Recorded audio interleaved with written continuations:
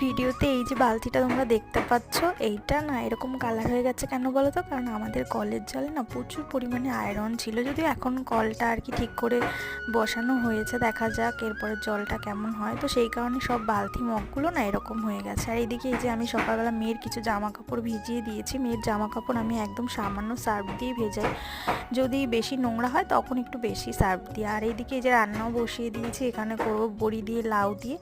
আর এখানে এই মাছটাকে হয়তো কুসুমতো খোলসে মাছ বলে, এই মাছটাকে আর কি আলু আর মটরশুঁটি দিয়ে। এরপরে যে স্নান টান সেরে ঘরে এসছি, আর শীতকাল একটু ক্রিম না লাগালে মুখটা কেমন টান টান লাগে, তো সেই কারণে একটুখানি ক্রিম লাগিয়ে নিয়েছি। এরপরে দুপুরবেলা ছিল একটা নেমন্তন্ন, তো সেখানেই যাবো বলে এই যে রেডি হয়ে নিয়েছি। আর এই কুর্তিটা না আমি কাস্টমাইজ করে বানিয়েছিলাম, তো এটা আজকেই ফার্স্ট টাইম পরলাম। এদিকে এই যে মেয়ে সঙ্গী সাথীদের পেয়ে গেছে, আর অনুষ্ঠান বাড়িতে গিয়ে আর ভিডিও নেওয়া হয়নি, কারণ মেয়ে এত পরিমাণ দুষ্টুমি করছিল কি বলবো। আর আসার সময়ের অবস্থা